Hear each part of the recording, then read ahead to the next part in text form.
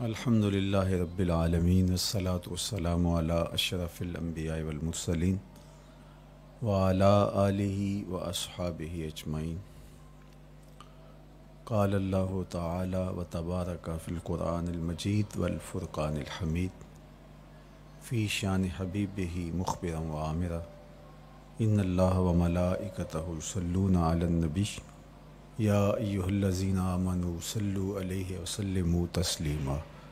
اللہم صلی علی سیدنا و مولانا محمد معدن الجود والکرم صلاۃ و سلاما علیک یا سیدی یا رسول اللہ وعلی آلک و اصحابک یا حبیب اللہ۔ تمام حمد و ثنا، تعریف و توصیف اللہ جل مجدہ الکریم کی ذات بابرکات کے لیے، جو خالق کائنات بھی ہے اور مالک شش جہات بھی۔ اللہ جل وعلا کی حمد و ثنا کے بعد رسول رحمت، شفیع معظم، نبی محتشم، حضور ختمی المرتبت صلی اللہ علیہ وآلہ وسلم کے حضور ناز میں اپنی عقیدتوں، ارادتوں اور محبتوں کا خراج پیش کرنے کے بعد واجب الاحترام، ذوی الاحتشام، عالی مرتبت، محتشم سامعین، سامعات، السلام علیکم ورحمۃ اللہ وبرکاتہ۔ موسم رحمت ربیع الاول کی بہاریں جلوہ ساماں ہیں، اور میں اور آپ حضور کے تذکار حسن کی خوشبو لینے موجود ہیں۔ آقا کریم علیہ السلام کے جمال جہاں آرا کی تابانیاں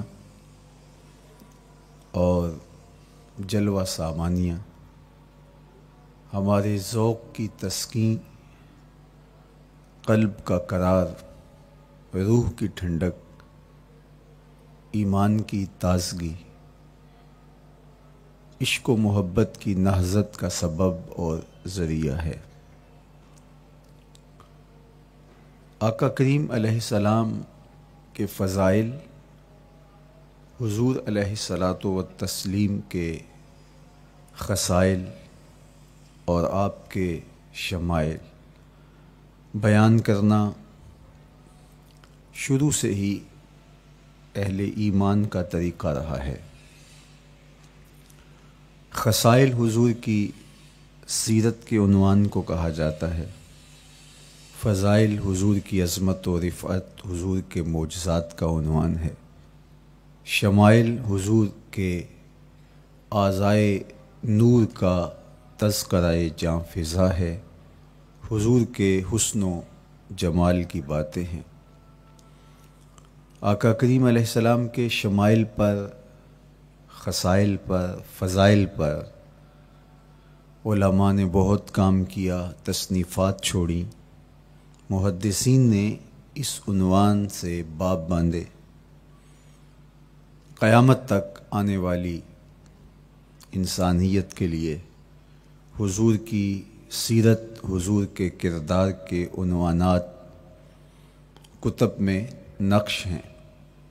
حضور کی فضل و عظمت کے حوالے، حضور کے معجزات کا بیان، حضور کی رفعت کی کہانیاں اور آقا کریم کو اللہ کی طرف سے عطا کردہ مراتب جلیلہ کا بیان، یہ بھی محبوب موضوع رہا اہل علم کا، اہل محبت کا۔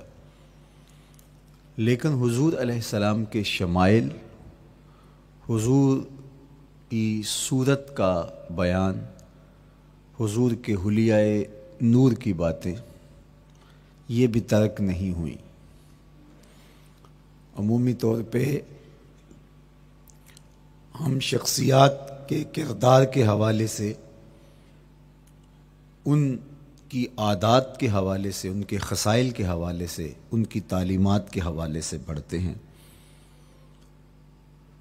ان کے شمائل کے حوالے سے اتنی زیادہ تفصیلات نہیں ہوتی، لیکن کائنات میں ذات رسالت مآب صلی اللہ علیہ وآلہ وسلم وہ ذات ستودہ صفات ہے جن کے شمائل کو اس تفصیل سے بیان کیا گیا کہ یہ بھی صحابہ نے بیان کیا کہ حضور کے سر انور اور مبارک داڑھی میں سفید بال کتنے تھے۔ آپ کو کسی کا اتنا محفوظ حلیہ نہیں ملے گا۔ حضور علیہ السلام کی زلفوں کے خم کیسے تھے، حضور کی رنگت سے لے کر کے حضور کے اعضائے بدنیہ کے توازن، حسن اور جمال کی کہانیاں آپ کتب احادیث میں، شمائل کی کتابوں میں بکھری ہوئی نظر آئیں گی۔ اور کیوں نہ ہو، جس کے حسن کے قصیدے میرے رب نے بھی بیان کیے ہیں۔ کبھی حضور کے چہرہ نور کا ذکر کرتے ہوئے والضحیٰ واللیل اذا سجا، کبھی حضور علیہ السلام کی مبارک زلفوں کا تذکرہ کرتے ہوئے حامیم، کبھی آقا کریم علیہ الصلاۃ والسلام کے مبارک ہاتھوں کا، کبھی دیگر اعضائے بدنیہ کا ذکر قرآن نے کیا۔ حضور کے سینہ اقدس کی کہانی قرآن نے بیان کی۔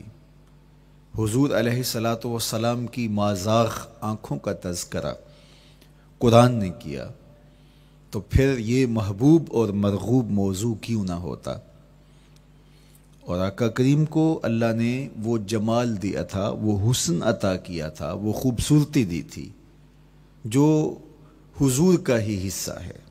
ویسے اللہ کا ہر پیغمبر، ہر نبی، ہر رسول خوبصورت ہوا۔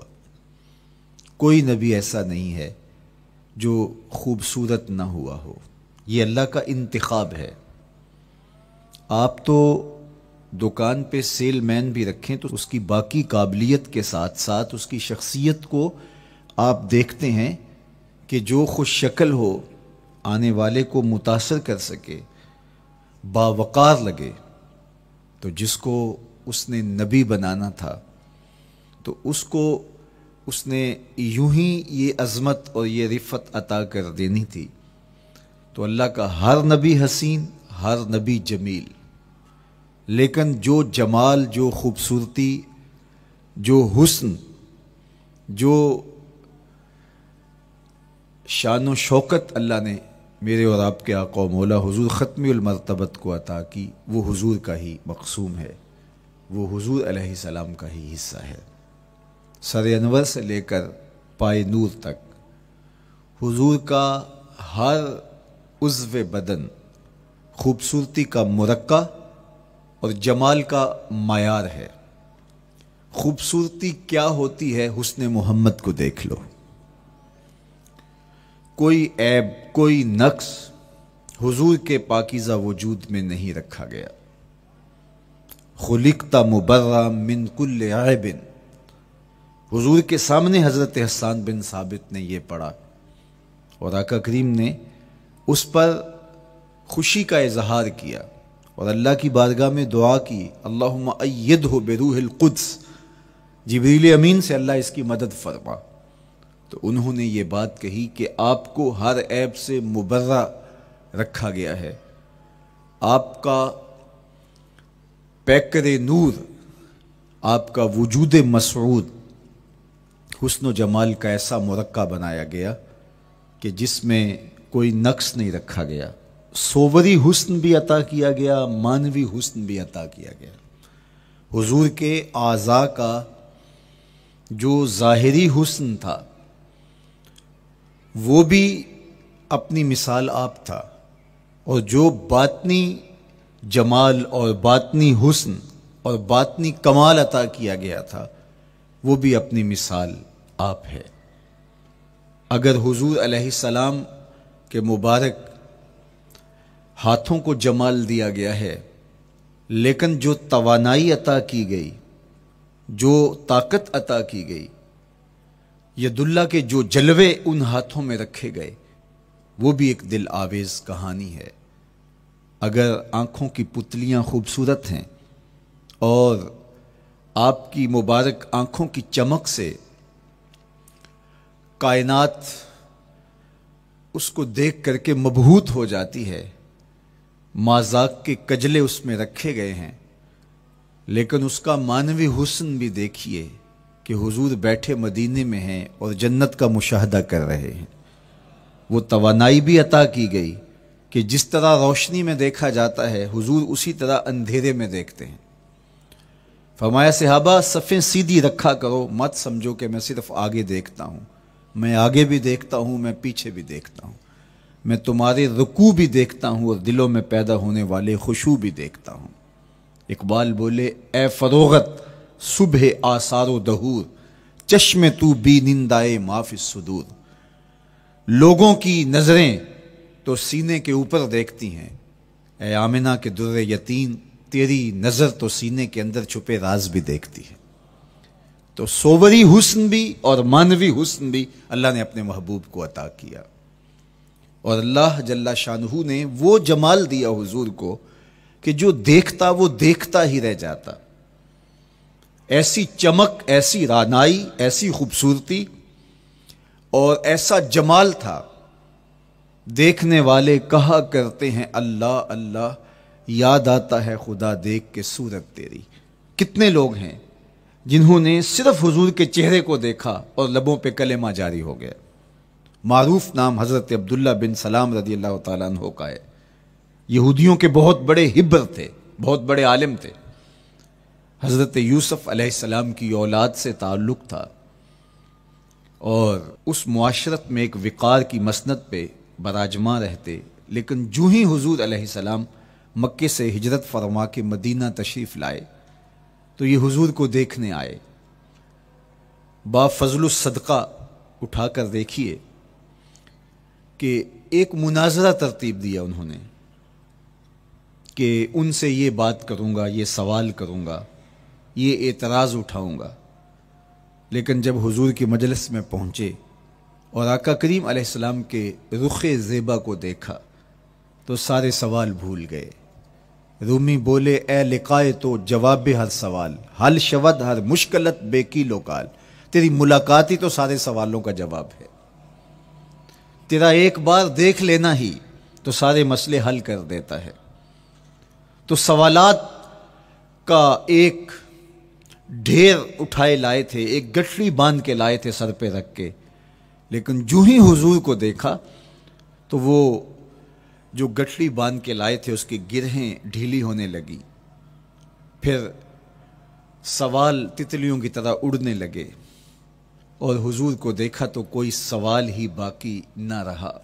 اب آقا کریم نے فرمایا عبداللہ ابن سلام آؤ کدھر آئے ہو؟ یہ تو مناظرہ کرنے آئے تھے، سودا لینے کے لیے بازار گئے ہم، ہاتھ اس کے بکے جس کے خریدار گئے۔ لیکن جب آقا کریم نے پوچھا کہ آؤ کدھر آئے ہو تو انہوں نے کہا حضور میں آپ کا غلام بننے آیا ہوں، تیری تک کے ادامہ میں مرید ہو گئے، حضور کے ہاتھ پہ بیعت اسلام کر لی۔ اب جن لوگوں نے عبداللہ ابن سلام کو تیار کر کے بھیجا تھا وہ امید میں تھے کہ تھوڑی دیر کے بعد ہم سنیں گے کہ انہوں نے سخت سوال کیے اور مسلمانوں کے نبی ان کا جواب نہیں دے پائے، لیکن جب ان کے کانوں تک یہ خبر پہنچی کہ عبداللہ بن سلام نے تو کوئی سوال ہی نہیں کیا بلکہ وہ محبوب کی نگاہوں کا شکار ہو گئے، اور انہوں نے دیکھتے ہی حضور پر تن من سب کچھ نچھاور کر دیا اور لبوں پہ کلمہ جاری ہو گیا، تو وہ صبر نہ کر سکے اور عبداللہ ابن سلام کے پاس پہنچے اور جا کے کہا کہ تو نے یہودیت کی ناک خاک آلود کر دی، تم نے کوئی سوال کیا ہوتا، انہوں نے جواب دیا ہوتا اور پھر تم نے مان لیا ہوتا تو ہم سمجھ جاتے کہ ایک عالم تھا، علمی پیاس بجھ گئی، مطمئن ہو گیا، لیکن یہ عجیب کہانی ہے، سنا ہے تم نے کوئی سوال بھی نہیں اٹھایا، انہوں نے جواب بھی نہیں دیا، بس تم نے ان کو دیکھا اور دیکھتے ہی تمہارے لبوں پہ کلمہ جاری ہو گیا، تو یہ کیا کہانی ہوئی؟ تو عبداللہ ابن سلام نے جو جواب دیا وہ آب زر کے ساتھ لکھنے کے قابل ہے۔ انہوں نے کہا کہ یہ بات میری سمجھ میں بھی نہیں آئی، جب میں اس آقا و مولا کی چوکھٹ پہ پہنچا اور میں ان سے سوال کرنے کے لیے لفظوں کو ابھی ترتیب ہی نہیں دیا تھا کہ میری نظر ان کے جمال جہاں آرا پہ پڑ گئی، اب عبداللہ بن سلام کے لفظ سنیے، فرماتے ہیں فلما تبینت وجہہ عرفت ان وجہہ لیس بوجہ کذاب، جب میں نے ان کے جمال جہاں آرا کو دیکھا، چہرہ نور کو دیکھا، رخ زیبا کی زیارت کی، تو میں نے پہچان لیا یہ چہرہ کسی جھوٹے کا ہو ہی نہیں سکتا ہے۔ دیکھنے والے کہا کرتے ہیں اللہ اللہ، یاد آتا ہے خدا دیکھ کے صورت تیری۔ اللہ نے صورت ہی ایسی بنائی، جمال ہی ایسا دیا، خوبصورتی ہی ایسی دی کہ جو حضور کو دیکھتے وہ دیکھتے ہی رہ جاتے۔ تو کتنے لوگ تھے کہ جنہوں نے محض حضور کو دیکھا، پھر اس کے بعد لب کھلے تو کلمہ ہی جاری ہوا۔ وہ خوبصورتی اور وہ جمال اللہ نے اپنے محبوب کو عطا کیا۔ آقا کریم علیہ الصلوۃ والسلام کا ایک ایک عضو بدن خوبصورتی کا مرقع تھا، بلکہ خوبصورتی کا معیار تھا۔ حسن کیا ہوتا ہے، حسن کا معیار کیا ہوتا ہے، جمال کسے کہتے ہیں، خوبصورتی کی تعریف کیا ہے، اعضائے محمد صلی اللہ علیہ وآلہ وسلم کا توازن دیکھ لو، تمہیں پتہ چلے گا کہ حسن کسے کہتے ہیں۔ حضور علیہ السلام کو اللہ تعالیٰ جل شانہ نے جو حسن بخشا، جو جمال دیا، جو خوبصورتی دی، وہ حضور کے مبارک قدموں سے اس کا انداز کیجئے کہ جس کے قدم اتنے سونے ہیں اس کا چہرہ کتنا سونا ہوگا۔ حضرت عبداللہ بن بریدہ رضی اللہ تعالی عنہ حضور کے مبارک قدموں کا ذکر کرتے ہوئے وصف جمال محمد کی کہانی چھیڑتے ہیں اور فرماتے ہیں کانا رسول اللہ صلی اللہ علیہ وآلہ وسلم احسن البشر قدما، کہتے ہیں کہ کائنات میں جتنے سونے قدم میرے حضور کے تھے کسی کے تھے ہی نہیں۔ جو جمال اللہ نے حضور کے مبارک قدموں کو دیا تھا، اللہ اکبر، وہ کسی اور کا مقسوم نہیں تھا۔ خوبصورت قدم۔ اور حضرت انس رضی اللہ تعالیٰ عنہ، حضرت ابو ہریرہ رضی اللہ تعالیٰ عنہ، اور حضور کے وصاف ہیں حضرت ہند بن ابی حالہ رضی اللہ تعالیٰ عنہ، یہ حضور کا حلیہ بیان کرتے ہیں۔ حضرت امام حسن بن علی رضی اللہ تعالیٰ عنہ نے حضرت ہند بن ابی حالہ کو ایک دن کہا کہ مجھے اپنے آقا و مولا کا حلیہ بتاؤ، تو انہوں نے حضور کا حلیہ بیان کیا۔ یہ حضور کے وصاف ہیں، چونکہ انہوں نے حضور علیہ السلام کو بہت قریب سے دیکھا اور آقا کریم علیہ السلام کی زیارت سے مالا مال ہوئے۔ ویسے حضرت امام حسن نے بھی تو حضور کو دیکھا تھا، اور بھی اصحاب نے حضور کو دیکھا تھا۔ یہاں یہ بات دلچسپی سے خالی نہیں ہے کہ صحابی ہی تب بنتا ہے جب وہ حضور کو بنظر ایمان دیکھے، لیکن صحابہ ایک دوسرے سے پوچھتے تھے کہ بتاؤ حضور کیسے تھے؟ میاں تم نے نہیں دیکھا؟ تو وہ کہتے تھے دیکھ کر بھی نہیں دیکھا۔ صرف چند لوگ ہیں جو حضور کا حلیہ بیان کرتے ہیں، اس کی کیا وجہ؟ تو علماء نے لکھا کہ حضور کے چہرے پہ جلووں کی تابش ایسی تھی اور حضور کا جمال ایسا تھا اور اس کی چمک ایسی تھی کہ کسی میں ہمت ہی نہیں تھی کہ وہ جی بھر کے دیکھ سکے۔ تو بعد میں ایک دوسرے سے پوچھتے تھے بتاؤ تم نے دیکھا تو حضور کیسے تھے؟ اگر ان لوگوں کی تعداد میں آپ کو بتاؤں تو 3 درجن سے زیادہ نہیں ہوگی جو حضور علیہ السلام کے وصاف ہیں، حضور کے حلیہ نگار ہیں، جو آقا کریم علیہ الصلوۃ والسلام کی صورت کا نقشہ بیان کرتے ہیں۔ دیکھا 1,24,000 اصحاب نے ہے، لیکن جو وصف بیان کرتے ہیں، شمائل رسول کو بیان کرتے ہیں، ان کی تعداد 3 درجن سے زیادہ نہیں ہے۔ اور یہ بھی وہ لوگ ہیں جنہوں نے حضور کو بچپن میں دیکھا، جنہوں نے حضور کو سوئے ہوئے دیکھا، حضور کو بہت قریب سے دیکھا۔ حضور علیہ الصلوۃ والسلام کے پاس ان کا آنا جانا بہت زیادہ تھا، اس طرح انہوں نے حضور علیہ السلام کو دیکھا۔ حضرت حسان بن ثابت رضی اللہ تعالی عنہ فرماتے ہیں کہ میں جو حضور کا حلیہ بیان کرتا ہوں تو اس کا سبب یہ ہے کہ میرے پاس حضور کو دیکھنے کا ایک طریقہ آ گیا تھا۔ فلما نظرت الى انوارہ فودعت کفی علی عینی خوفا من ذہاب بصری، کہا کہ جب میں حضور کو دیکھتا تھا تو اپنی آنکھوں پر انگلیاں رکھ کے انگلیوں کی اوٹ سے دیکھتا تھا کہ حضور کے جلووں کی چمک سے میری آنکھوں کی بینائی نہ جاتی رہے۔ یہ کون کہہ رہے ہیں؟ حضرت حسان بن ثابت رضی اللہ تعالیٰ عنہ۔ اور آپ جانتے ہیں حضرت حسان بن ثابت رضی اللہ تعالیٰ عنہ شاعر ہیں، اور شاعر حسن دیکھنے میں بڑا دلیر ہوتا ہے، اور یہ حسن بھی ابھی پوشیدہ ہے، 70,000 بشریت کے پردے ڈالے گئے ہیں۔ اگر یہ حسن بے نقاب ہوتا تو کوئی جلووں کی تاب ہی نہ لا سکتا۔ یہی بہتر ہے کہ وہ پردے میں رو پوش رہے، وہ اگر پردہ اٹھا دے تو کسے ہوش رہے۔ کس کی ہمت تھی؟ اب چھپا ہوا مستور حسن بھی اگر دیکھتے ہیں تو آنکھوں پہ انگلیاں رکھ کے دیکھتے ہیں، اور بیان کرنے والوں کی تعداد میں نے عرض کی کہ 3 درجنوں سے زائد نہیں ہے۔ تو یہ وہ لوگ ہیں جنہوں نے حضور کو دیکھا۔ اب امام حسن پوچھ رہے ہیں حضرت ہند بن ابی حالہ رضی اللہ تعالی عنہ کو کہ آپ نے حضور کو دیکھا تو مجھے بتائیے میرے نانا کا جمال کیسا تھا۔ تو حضرت ہند بن ابی حالہ نے حضور کا حلیہ بیان کیا۔ تو جب حضور کے قدموں کی کہانی انہوں نے بیان کی تو حضرت ہند بن ابی حالہ نے کہا کان النبی صلی اللہ علیہ وآلہ وسلم شسن القدمین والکفین، حضور علیہ السلام کے مبارک قدم اور حضور کی ہتھیلیاں پر گوشت تھے۔ یہ حضور علیہ السلام کے مبارک قدموں کا جمال بیان کرتے ہیں۔ اللہ اکبر۔ اور حضور علیہ السلام کے قدموں کے بارے میں امام ترمذی جو شمائل میں حدیث لائے ہیں اس میں انہوں نے یہ بھی بیان کیا کان رسول اللہ صلی اللہ علیہ وسلم مسیح القدمین، حضور علیہ السلام کے مبارک قدم ملائم تھے، خوبصورت تھے، کھردرے نہیں تھے، کوئی پھٹن نہیں تھی۔ عمومی طور پہ قدم پھٹ جاتے ہیں اور ایڑیاں بہت سارے لوگوں کی پھٹ جاتی ہیں تو وہ خوبصورتی باقی نہیں رہتی۔ تو وہ کہتے ہیں کہ حضور مسیح القدمین تھے، اور جب آقا کریم علیہ السلام کے مبارک قدموں پہ پانی ڈالا جاتا تو وہ ڈھل کے نیچے چلا جاتا۔ یہ تھا حضور کے قدموں کا حسن اور حضور کے قدموں کا جمال۔ اچھا، آقا کریم علیہ السلام کی جو مبارک ایڑیاں تھیں وہ زیادہ پر گوشت نہیں تھیں، ان کے اوپر گوشت زیادہ نہیں چڑھا تھا، اس لیے کہ ایڑیوں کا زیادہ پر گوشت ہونا ایڑیوں کے حسن کو زائل کر دیتا ہے۔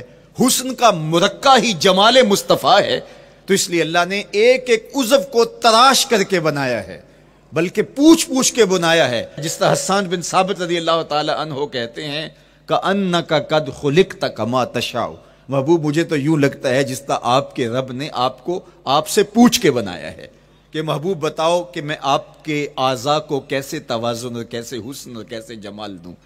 تو حضور کی مبارک ایڑیاں یہ پرگوشت نہیں تھیں، باقی حضور کے پاؤں پرگوشت تھے اور کوئی پھٹن نہیں تھی، بالکل نرم گداس اور بالکل جو ہے وہ ملائم تھے، اور جب پانی ڈالا جاتا تو پانی ڈھل کے نیچے 1 سیکنڈ میں آ جاتا۔ یہ اللہ نے محبوب کو حسن دیا۔ حضرت ہند بن ابی حالہ نے کہا کہ حضور کے مبارک تلوے جو تھے وہ درمیان سے اٹھے ہوئے تھے، ایڑیوں سے لے کر کے انگلیوں تک یہ تلوہ کہلاتا ہے، جو اس کا نچلا حصہ جو زمین سے مس کرتا ہے، اور اس میں جو درمیان والا حصہ ہے یہ اٹھا ہوا ہو اور بالکل پاؤں سیدھا نہ ہو تو یہ پاؤں کا حسن ہے۔ پاؤں کا بالکل سیدھا ہو جانا یہ پاؤں کے حسن کو زائل کر دیتا ہے۔ اس میں تھوڑا سا خم ہو، جب چلے تو انگلیاں اور پنجے کا جو ہے وہ آگے والا حصہ زمین پہ لگے اور ایڑی لگے، اور درمیان والا حصہ زمین پہ نہ لگے، تو یہ حسن ہوتا ہے کسی کے پاؤں کے تلوے کا۔ اللہ نے محبوب کے مبارک قدم کی پشت کو بھی حسن دیا، حضور کے تلووں کو بھی حسن دیا، حضور کی ایڑیوں کو بھی حسن دیا۔ سائل الاطراف، حضور کی مبارک انگلیاں قدرے لامبی تھی، اور یہ حسن ہوتا ہے۔ انگلیاں چھوٹی ہوں، ان کا قد پست ہو تو پاؤں کی خوبصورتی دکھائی نہیں دیتی، لیکن اللہ نے اپنے محبوب کی انگلیوں کو بھی ایک لمبائی عطا کر کے اس کو بھی ایسا جمال دیا تھا یار جو پاؤں کو دیکھتا رہے وہ پاؤں کو ہی دیکھتا رہ جائے۔ اللہ اکبر۔ اچھا، بعض احادیث میں آتا ہے کہ حضور علیہ السلام کے مبارک تلوے جو ہیں لیس لہا اخمس، یہ لفظ ہیں کہ وہ اخمس نہیں تھے، یعنی وہ درمیان سے اٹھے ہوئے نہیں تھے، تو اس کا کیا مطلب ہے؟ یہ حضرت ابو ہریرہ رضی اللہ تعالیٰ عنہ سے جو مروی روایت ہے اس میں یہ ہے لیس لہا اخمس، اور حضرت ہند بن نبی حالہ سے جو حضور کے مبارک تلووں کا حسن بیان کیا گیا ہے، تو اس میں یہ بیان کیا گیا ہے کہ حضور علیہ الصلوۃ والسلام کا مبارک قدموں کا تلووں کا حسن یہ تھا کہ وہ درمیان سے تھوڑے سے اٹھے ہوئے تھے، اور یہ خوبصورت پاؤں کا جمال ہوتا ہے۔ تو ان دو چیزوں میں علماء نے تطبیق کی ہے۔ اللہ ان علماء کی قبروں پر رحمت نازل کرے جو حضور کے حسن پہ، حضور کے جمال پہ گفتگو کرتے رہے، اور ایک ایک عضو پر انہوں نے کئی کئی صفحات لکھے اور کتابیں انہوں نے تحریر کی حضور کے جمال پر۔ اب حضرت ہند بن ابی حالہ رضی اللہ تعالی عنہ، انہوں نے تو حضور کو گھر میں دیکھا تھا، یہ حضرت خدیجۃ الکبریٰ رضی اللہ تعالی عنہا کے فرزند تھے ابو حالہ سے۔ اب انہوں نے تو دیکھا، اب حضور لیٹے ہیں تو انہوں نے حضور کے پاؤں کو دیکھا کہ درمیان میں ہلکا سا خم ہے اور یہ پاؤں کا جمال ہے۔ اب حضرت ابو ہریرہ رضی اللہ تعالی عنہ نے جو حضور کے پاؤں کو دیکھا تو یہ اندرون خانہ کا دیکھنا نہیں تھا، تو انہوں نے کیسے دیکھا؟ تو حضرت ابو ہریرہ سے مروی ایک روایت سے سمجھ آتی ہے کہ انہوں نے جو کہا کہ لیس لہا اخمس، کہ ان کے مبارک تلوے درمیان سے اٹھے ہوئے نہیں تھے بلکہ بالکل برابر تھے، تو اس کا کیا مطلب ہے؟ تو حضرت ابو ہریرہ سے ایک روایت مروی ہے، وہ فرماتے ہیں کہ جب حضور علیہ السلام کسی چٹان کے اوپر چلتے تو حضور علیہ الصلوۃ والسلام کا وہاں قدم پڑتا تو وہ اس چٹان کے اندر حضور کا قدم گھس جاتا، وہ موم کی طرح چٹان نرم ہو جاتی۔ اس طرح زمین پر بھی حضور چلتے تو مبارک پاؤں کا جو نشان قدم ہے وہ پورا دکھائی دیتا۔ تو حضرت ابو ہریرہ رضی اللہ تعالیٰ عنہ اس سے یہ سمجھے کہ حضور کے تلوے جو ہیں وہ برابر ہیں۔ تو علماء نے اس پر گفتگو کی ہے۔ ایک تو حضور جب چلتے تھے تو آقا کریم پورے زور سے قدم زمین پہ رکھتے تھے اور اس وقار سے چلتے تھے کہ جس طرح حضور اونچائی سے نیچے کی طرف اتر رہے ہوں۔ تو جب پاؤں کو جما کر کے زور سے رکھا جائے تو پھر جو ہے وہ نشان نیچے پڑتا ہے۔ یا اللہ اپنے محبوب کے لیے زمین کو اور پتھروں کو بھی نرم کر دیا تو پھر حضور کے تلووں کا نقش بھی زمین کے اوپر جو ہے وہ حویدہ ہو جاتا۔ سلطان قاتبائی نے ایک ایسا ہی پتھر جس کے بارے میں شنید تھی کہ اس پر حضور کے قدموں کا نقش موجود ہے، تو انہوں نے 20,000 دینار کے اندر وہ خریدا، اور انہوں نے یہ کہا کہ جب میں فوت ہو جاؤں تو حضور کے قدموں کے نشان والا پتھر میری قبر کے سرہانے بطور کتبہ لگایا جائے۔ علامہ شہاب الدین خفاجی علیہ رحمہ لکھتے ہیں ہوا موجود الی الآن، وہ اپنے دور میں کہانی بیان کرتے ہیں وہ آج بھی سلطان قاتبائی کی قبر کے سرہانے وہ پتھر نصب ہے جہاں حضور کے قدموں کے نشان موجود ہیں۔ اللہ اکبر۔ تو آقا کریم علیہ الصلوۃ والسلام کے مبارک تلوے، حضور علیہ السلام کی کم گوشت تراشی ہوئی ایڑیاں، اور مسیح القدمین حضور علیہ السلام کے ملائم نرم گداز پاؤں، ان کا حسن اور ان کا جمال، اور آقا کریم علیہ السلام کے قدموں کی انگلیاں جو قدرے لمبی تھی، اور ان میں جو درمیان والی انگلی تھی وہ زیادہ لمبی تھی، اس پر حضرت میمونہ بنت کردم رضی اللہ تعالی عنہا اس انگلی کا حسن بیان کرتی ہیں، کہتی ہیں مجھے شوق ہوا کہ میں حضور کو دیکھوں، تو اپنے والد گرامی کے ساتھ حجۃ الوداع کے موقع پر میں بھی سعادت حج پا رہی تھی، تو حضور کو ملنے کے لیے جب ہم پہنچے تو آقا کریم اونٹنی کے اوپر سوار تھے، ناکہ پر جلوہ فراز تھے، تو میرے میں ہمت نہ ہو سکی کہ حضور کے چہرے کو دیکھ سکوں۔ ایسا جلوہ، ایسا جمال، اللہ اکبر، اور ایسا روب اور ایسی چمک چہرے کی اور تابشیں تھیں کہ میرے اندر ہمت نہ ہو سکی کہ میں حضور کے چہرہ نور کو دیکھ سکوں۔ اب آقا کریم اونٹنی پہ سوار تھے تو میں حضور کے مبارک پاؤں کو دیکھنے لگی، میں بس حضور کے پاؤں کا جمال اور خوبصورتی دیکھنے لگی، اسی میں کھو گئی۔ اب حضرت میمونہ بنت کردم رضی اللہ تعالی عنہا حضور کے مبارک قدموں کی ایک انگلی کا حسن بیان کرتی ہیں۔ اللہ اکبر۔ حضرت میمونہ بنت کردم سے یہی ایک روایت مروی ہے، ساری زندگی ان کے پاس سرمایہ یہی تھا، جب کسی مجلس میں جاتی تو وہ کہتی تمہیں بتاؤں حضور کی مبارک انگلی کا حسن کیا تھا؟ یہ سرمایہ ساتھ لیے لیے پھرتی کہ میں نے حضور کی انگلی کو دیکھا ہے، میں نے حضور کے قدم اور حضور علیہ السلام کے تلووں کی زیارت کی ہے. تو وہ اس حسن کو بیان کرتے ہوئے کہا کرتی تھی فما نسیتو فیما نسیتو طولا اصبع قدمہ السبابہ علی سائر اصابعہ. جو سبابہ انگلی ہے، انگوٹھے کے ساتھ والی انگلی کو سبابہ انگلی کہتے ہیں، اور اس کے ساتھ والی انگلی کا جو قد دراز تھا اور باقی انگلیوں کی نسبت وہ انگلی لمبی تھی، کہا اس کا حسن آج بھی میری نگاہوں میں گھومتا رہتا ہے اور ہر وقت میرے تصور میں رہتا ہے. میرے تصور سے کبھی اس انگلی کا جمال ہی ختم نہیں ہوا، انگلی کا حسن ہی کبھی زائل نہیں ہوا، ہر وقت اس کے تصور میں کھوئی رہتی ہوں. یار چہرے کے جمال کو کون بیان کرے گا، یہاں تو انگلی کا حسن بیان نہیں ہو رہا.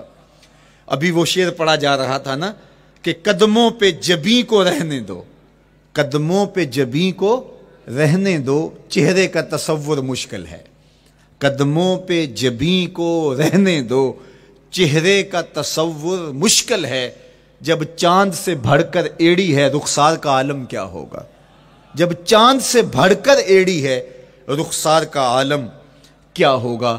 تو اللہ نے اپنے محبوب علیہ الصلوۃ والسلام کو وہ جمال، وہ خوبصورتی اور حضور کے مبارک قدم، حضرت عبداللہ بن بریدہ رضی اللہ تعالی عنہ سے مروی روایت، کان رسول اللہ صلی اللہ علیہ وآلہ وسلم احسن البشر قدما، کہتے ہیں جتنے سونے قدم، جتنے من مونے قدم میرے حضور کے تھے، اتنے سونے قدم کسی اور کے تھے ہی نہیں. اللہ نے اپنے محبوب کو وہ جمال، وہ خوبصورتی اور وہ نور عطا کیا تھا. اچھا، یہ قدم، یہ ایڑیاں، یہ مبارک تلوے اور یہ داراز انگلیاں اور ان انگلیوں کی چمک اور ان کی رنگت کا جمال اور خوبصورتی، جہاں اس کا صوری حسن تھا تو مانوی حسن بھی دیکھنے والا تھا. یہ قدم اٹھ جائیں اللہ اکبر تو تقدیر کے فیصلے ہوتے دکھائی دیتے ہیں. ان قدم کی اونچائی، ان قدم کی بلندیاں کہ عرش حق ان قدموں کے بوسے لے رہا ہے. اور میرے امام بولے زہ عزت و اے طلائے محمد، زہ عزت و اے طلائے محمد، کہ ہے عرش حق زیر پائے محمد. قدموں کا حسن وہ بھی دیکھنے والا اور قدموں کی بلندی اور اونچائی اور اس کی شان و شوکت وہ بھی دیکھنے والی. اللہ اکبر. آقا کریم علیہ السلام حضرت ابو بکر صدیق کے ساتھ، حضرت عمر فاروق کے ساتھ اور حضرت عثمان غنی کے ساتھ احد پہاڑ پر تشریف لے گئے. یہ حدیث آپ نے بارہا علماء سے سنی ہے. احد کی چھاتی پہ جب حضور کے قدم آئے اللہ اکبر تو وہ خوشی سے جھوم اٹھا، مقدر جاگ گئے، بخت بیدار ہو گئے. ان کے قدم جو کہ اس شاک کی آنکھوں کی ٹھنڈک ہے، جب چھاتی پہ آ جائیں تو کون عاشق نہیں جھوم جائے گا. یہ تو حضور کے قدموں کے حسن کو بیان کیا جا رہا ہے. آپ کی روح رقص کر رہی ہے اور آپ کا دل جو ہے وہ ایک عجیب سرور اور کیف کی وادی میں اور ایک جو ہے وہ خوشیوں کے جو ہے وہ عالم میں نہال ہوتا چلا جا رہا ہے. لیکن یہ قدم جب چھاتی پہ آیا تو پھر احد، ظاہر تو پتھر ہے احد، لیکن حضور سے پتھر بھی پیار کرتے ہیں. فرمایا احد جبل یحبنا ونحبہ، احد ہم سے پیار کرتا ہے، پہاڑ ہے، پتھر ہے، لیکن ہم سے پیار کرتا ہے، ہم اس سے پیار کرتے ہیں. اس کائنات میں صرف سرکش انسانوں اور جنوں کے علاوہ کائنات کی ہر شے حضور سے پیار کرتی ہے، حضور سے محبت کرتی ہے. آؤ میں تمہیں پیار کی ایک اور کہانی سناؤں. مسجد نبوی ہے، آقا کریم تشریف فرما ہیں، منبر پہ جلوہ فراز ہوئے. ابھی واز کا آغاز ہی کرنا چاہ رہے تھے کہ ایک جانب سے رونے کی آواز آنے لگی. صحابہ کہتے ہیں رونے والا اس درد سے روتا ہے کہ لگتا تھا کلیجہ پھٹ جائے گا. کنا قتل خلوج، جس طرح اونٹنی کا بچہ بچھڑ جائے اور وہ اس کے غم میں، اس کی جدائی میں درد سے روکتی ہے، چیختی ہے، چلاتی ہے. رونے والے کا انداز درد ایسا ہی تھا اور لگتا تھا کہ جس طرح اس کا کلیجہ پھٹ جائے گا. صحابہ دائیں بائیں دیکھتے ہیں لیکن رونے والا دکھائی بھی نہیں دیتا، اور ماحول کے اندر اس طرح درد پھیل رہا ہے کہ سینوں میں دل لرز رہے ہیں اور عجیب کیفیت طاری ہو گئی. حضور ابھی بیٹھے ہیں، خطبے کا آغاز بھی نہیں ہوا اور رونے والا کیف و درد میں روتا چلا جا رہا ہے۔ فنزل النبی صلی اللہ علیہ وسلم عن المنبر، حضور ممبر سے نیچے تشریف لائے۔ صحابہ کی آنکھیں محو حیرت ہیں، استجاب کا عالم ہے، یہ کون رو رہا ہے اور اتنے درد سے رو رہا ہے اور دکھائی بھی نہیں دے رہا۔ آقا کریم ممبر سے نیچے جلوہ فراز ہوئے، ایک سمت بڑھے، کھجور کا خشک تنا پڑا تھا۔ آج پہلا دن تھا کہ ممبر حضور علیہ السلام کے لیے بچھایا گیا، ورنہ یہ خشک تنا دیوار کے ساتھ جو ہے وہ رکھا گیا تھا اور حضور اس کے ساتھ ٹیک لگا کر کے واز کیا کرتے تھے۔ جب ممبر بن گیا تو اس کو اٹھا کر کے اب اس کی ضرورت نہیں رہی، ایک کونے میں ڈال دیا گیا۔ اب جو ہی حضور ممبر پہ تشریف فرما ہوئے تو اس خشک تنے کا کلیجہ لرز اٹھا اور وہ ایسے روتا تھا جس طرح اونٹنی کا بچہ بچھڑ جائے اور وہ روتی ہے، اس طرح وہ خشک تنا رو رہا تھا۔ اس تنے ہنانا در ہجر رسول زار می نالت چو ارباب عقول، جس طرح عقل والے، جس طرح جو ہے وہ فہم و ادراک رکھنے والے لوگ روتے ہیں درد سے، وہ رو رہا تھا۔ آقا کریم علیہ السلام اس کے پاس گئے اور اس کو اپنی آغوش میں سمیٹ لیا۔ بچھڑا ہوا بچہ جب اپنی ماں کو ملے تو اس کی ہچکیاں بن جاتی ہیں، اس کی گگھی بن جاتی ہے، تو یہی کیفیت اس کی ہو گئی اور آقا کریم اپنا دستے رحمت اس کے اوپر پھیرتے چلے جاتے ہیں۔ بتدریج اس کی سسکیاں، اس کے رونے کی آواز کم ہوتی چلی جا رہی ہے۔ آہستہ آہستہ وہ خاموش ہو گیا۔ حضور پھر دوبارہ تشریف لائے اور ممبر پہ خطبہ دینے سے قبل صحابہ کی آنکھوں میں استجاب کا عالم دیکھا، حیرت کی فراوانی دیکھی۔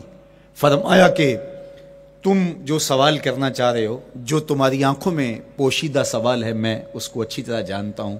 لو لم افعل ہاکذا لحن الی یوم القیامہ، اگر میں ممبر سے اتر کے اپنے عاشق زار کو یوں تسلی نہ دیتا، یہ قیامت تک یوں ہی روتا ہی رہتا۔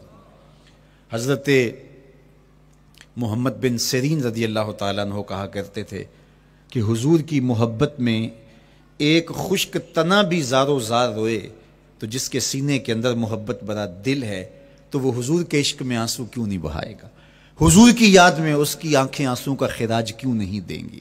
تو وہ خشک تنا حضور کی محبت میں رو رہا ہے۔ اب ہے یہ پتھر، لیکن میرے حضور فرماتے ہیں کہ یہ پہاڑ مجھ سے پیار کرتا ہے اور میں اس سے پیار کرتا ہوں۔ اب حضور اپنے اس محب کے گھر تشریف لے گئے اور اس کی چھاتی پہ قدم رکھا تو وہ خوشی سے جھوم اٹھا۔ فضاربا برجلہ ہی، اپنا مبارک پاؤں زور سے مارا۔ فقال اسبت احد فانما علیک نبی و صدیق و شہیدان، فرمایا احد ٹھہر جا، تیرے اوپر اللہ کا ایک نبی ہے، ایک صدیق اور 2 شہید ہیں۔ تو حضور کی مبارک ایڑی کے لگنے کی دیر تھی، حضور کے قدم کی ضرب کی دیر تھی کہ اس کا زلزلہ تھم گیا۔ میرے امام بولے ایک ٹھوکر سے احد کا زلزلہ جاتا رہا، ایک ٹھوکر سے احد کا زلزلہ جاتا رہا، رکھتی ہیں کتنا وقار اللہ اکبر ایڑیاں۔ زلزلہ آ گیا اس کے اوپر، وہ جھومنے لگا، لیکن حضور نے اپنا مبارک قدم مارا اور وہ ٹھہر گیا۔ اللہ اکبر۔ تو یہ پہاڑ آج بھی اس شاخ جب شہر مدینہ میں حاضر ہوتے ہیں تو وہ احد پہ تو ضرور جاتے ہیں، حضرت امیر حمزہ کے مزار پہ حاضری دینے کے لیے اور اس جبل احد کو دیکھنے کے لیے۔ اور یقین جانیے گا جبل احد کو جب ہم دیکھتے ہیں تو عجیب کیفیات میں ڈوب جاتے ہیں۔ میں تو وہاں دوستوں کو کہا کرتا ہوں کہ آج پورا مدینہ بدل گیا ہے، یعنی اس کی وہ صورت، وہ کچے مکان، وہ گھروندے، وہ گھر، وہ کوچہ و بازار، وہ کچی سڑکیں، وہ ماحول آج وہ آپ کو نظر نہیں آ رہا۔ جہاں کچے مکان تھے جن کے اوپر چھت کھجور کے پتوں کی پڑی تھی، وہاں عالی نصب پلازے آپ کو نظر آتے ہیں، فلک بوس آپ کو ہوٹل نظر آتے ہیں۔ وہ کچی سڑکیں آج آپ کو وہاں دکھائی نہیں دیتی، وہاں تارکول کی بچھی ہوئی سڑکیں دکھائی دیتی ہیں، خوبصورت پتھر لگے ہوئے آپ کو نظر آتے ہیں، وہ ممیاتی ہوئی بکریاں، وہ جگالی کرتے ہوئے اونٹ آج آپ کو وہاں دکھائی نہیں دیتے، وہ ماحول آپ کو نظر نہیں آتا۔ تو پرانا مدینہ اگر ڈھونڈنے نکلیں بھی تو ظاہر ہے اگرچہ ان پختہ اور خوبصورت عمارتوں کے اندر بھی عکس جمال محمد کا پڑ رہا ہے، لیکن وہ پرانا دور اگر آپ تلاش کرنا چاہیں تو وہ آپ کو وہ چیزیں نہیں ملتی، لیکن جب آپ احد پہ جاتے ہیں تو میں دوستوں کو کہتا ہوں اس احد کو جی بھر کے دیکھ لو، اس پہ ڈائریکٹ میرے حضور کی نظریں پڑی ہوئی ہیں، یہ بدلا نہیں، یہ 14 صدیوں سے جیسا تھا آج بھی ایسا ہے، اس پہ میرے حضور کی نظریں ڈائریکٹ پڑی ہوئی ہیں، اور آقا کریم علیہ الصلوۃ والسلام نے اس کو یوں دیکھا ہے۔ تو یہ احد حضور سے محبت کرنے والا ہے، حضور سے پیار کرنے والا ہے، اور اس پیار کی وجہ سے یہ پتھر قیامت کے دن جنت میں جائے گا، یہ پہاڑ جنت میں جائے گا۔ یار اگر ایک پہاڑ حضور سے پیار کر لے تو وہ مکین جنت بن جاتا ہے، اور اگر حضور کا غلام ایک عاشق حضور سے محبت کرے تو اللہ اس کو کتنے درجے عطا فرمائے گا۔ تو آقا کریم نے زور سے قدم مارا اور فرمایا احد ٹھہر جا، تیرے اوپر اللہ کا ایک نبی ہے، ایک صدیق ہے، اور 2 شہید ہیں۔ اللہ اکبر۔ تو یہ حضور علیہ الصلوۃ والسلام کے مبارک قدم کی شان ہے، یہ حضور کے مبارک قدم کا جمال ہے اور اس کی خوبصورتی ہے۔ غزوہ ذات الرقاع کے اندر حضرت جابر کا اونٹ چلتے چلتے تھک گیا، سفر لمبا تھا اور اونٹ کمزور تھا، تو چلتے چلتے اس کو تھکن ہو گئی، اب وہ قافلے سے پیچھے رہتا چلا جاتا ہے، تو اس نے حضور کی خدمت میں عرض کی یا رسول اللہ یہ اونٹ تھک گیا ہے اور میں قافلے کے ساتھ چل نہیں پا رہا۔ تو آقا کریم علیہ الصلوۃ والسلام نے اپنے مبارک قدم سے اس اونٹ کو ٹھوکر لگائی، فَنَشِطَ حَتَّى كَانَ مَا يَمْلِكُ زَمَامَهُ۔ حضرت جابر کہتے ہیں اس کی لگام سنبھالی نہیں جاتی تھی، اتنا تیز چلتا تھا۔ یار جس کے قدموں کی ٹھوکر سے یہ توانائی آ جائے اس کے ہاتھوں کی توانائی کا عالم کیا ہوگا۔ تو اللہ نے صرف حضور کے مبارک قدموں کو صوری حسن ہی نہیں دیا تھا، مانوی جمال اور توانائی بھی عطا فرمائی تھی۔ حضور علیہ السلام کے چچا جناب ابو طالب کہتے ہیں کہ میں حضور علیہ السلام کے ساتھ تھا، تو راستے میں ذی المجار کی منڈی آئی اور وہاں حالات ایسے تھے کہ پینے کے لیے پانی دستیاب نہیں تھا، تو میں نے کہا کہ عطشت ولیس عندی ماء، مجھے تو سخت پیاس لگی ہے اور پانی بھی پاس نہیں ہے۔ فنزل النبی صلی اللہ علیہ وسلم وضرب بقدمہ الارض فخرج الماء فقال اشرب، تو حضور نے اپنے مبارک پاؤں سے زمین پر ٹھوکر لگائی، چشمہ پھوٹ پڑا، اور آقا کریم نے فرمایا چچا پانی پی لیجئے۔ تو وہ پاؤں اگر زمین پہ لگے تو چشمے پھوٹے، اگر احد پہاڑ پہ وہ پاؤں پڑے تو اس کا زلزلہ جاتا رہے، اور اگر وہ کسی جانور کو حضور ٹھوکر لگائیں تو اس کے اندر اس قدر تیزی آ جائے کہ اس کی باغ سنبھالی نہ جائے، اتنا سریع رفتار ہو جائے۔ اب ان قدموں پہ کون قربان نہیں ہوگا؟ یار ان قدموں کو چومنے کے لیے جبریل بھی تو بے تاب دکھائی دیتے ہیں نا۔ معراج کی شب جب جبریل حاضر خدمت ہوئے، حضور محو استراحت ہیں، تو جبریل عرض گزار ہوئے مالک تیرا محبوب تو سو رہا ہے۔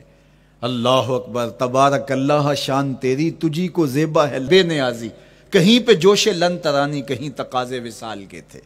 ایک کوہ طور پہ خود چل کے جاتا ہے اور عرض گزار ہوتا رب آرنی انظر الیک، مالک تجھے دیکھنا چاہتا ہوں۔ اللہ اکبر، سراپا چشم بنا ہوا ہے اور کہتا ہے مالک میں تجھے دیکھنا چاہتا ہوں۔ جواب کیا آتا ہے؟ لن ترانی، تم نہیں دیکھ سکتے، میرے جلووں کی تاب نہیں لا سکتے۔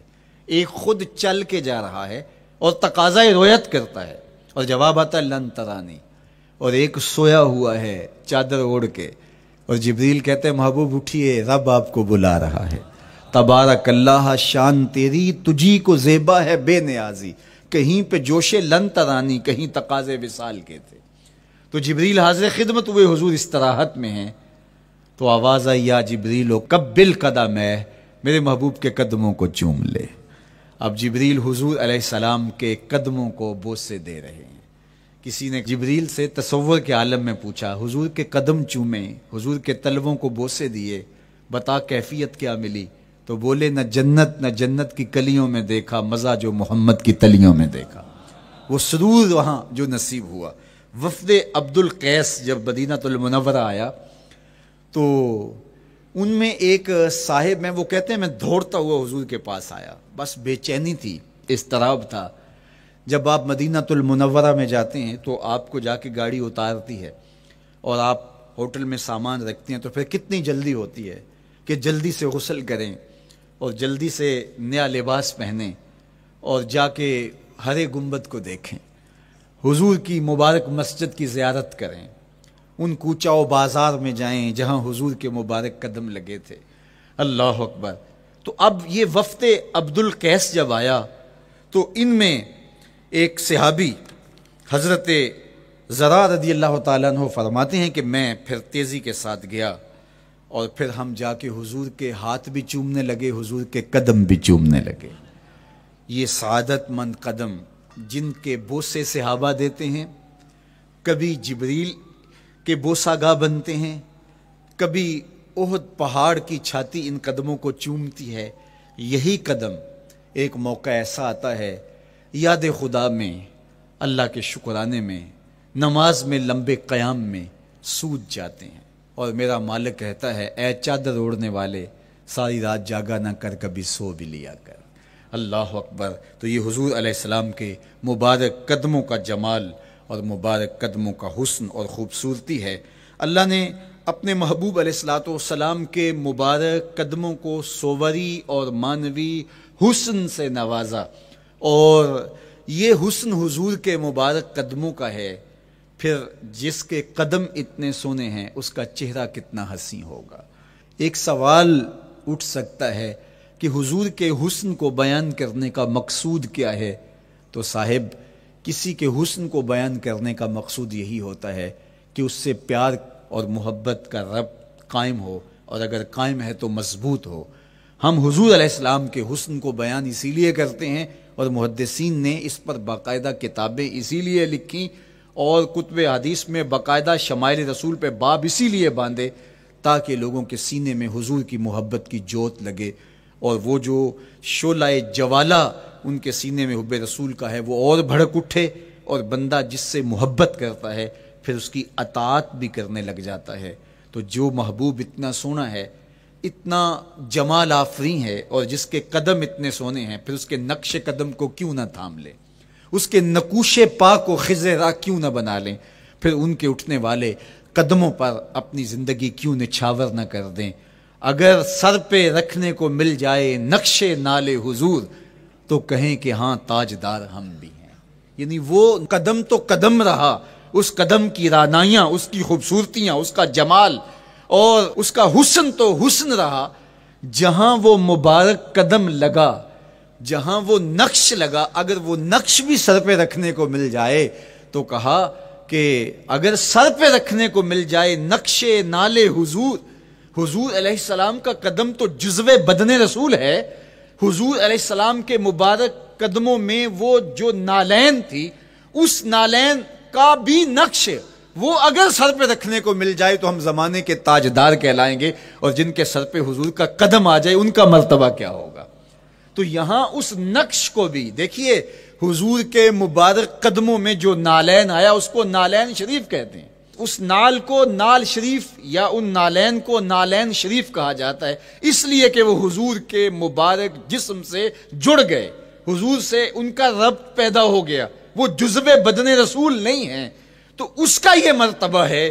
تو پھر حضور علیہ السلام کی شان اور حضور کی عظمت کیا ہوگی۔ اللہ اکبر۔ بلکہ حضور علیہ السلام کے نالین جہاں رکھے جائیں، وہ کسی نے کہا نا کہ ذرے اس خاک کے تابندہ ستارے ہوں گے، ذرے اس خاک کے تابندہ ستارے ہوں گے جس جگہ آپ نے نالین اتارے ہوں گے۔ وہ جگہ جہاں حضور کے قدم نہیں، حضور کے قدموں سے مس ہوئے ہوئے نالین رکھے جائیں، وہاں جو ذرے اس نالین کے تلووں کو چومتے ہیں وہ بھی آسمان کے ستاروں سے اس شاخ کو حسین دکھائی دیتے ہیں، وہ بھی زیادہ چمکدار دکھائی دیتے ہیں، اور اس شاخ کی آنکھوں کا سرما اور ان کے دل کا قرار اور روح کی ٹھنڈک قرار پاتے ہیں۔ تو یہ ہے حضور علیہ السلام کی نسبت کا احترام اور حضور کی محبت کا اثر جو اس شاخ کے سینے میں محسوس کیا جاتا ہے۔ اللہ مجھے آپ کو اپنی خاص پناہیں، امان اور حفاظتوں کا حصاد بخشے۔ کار ما آخر شدو آخر ز ما کار نشد، مشت خاک ما غبار کوچائے یار نشد۔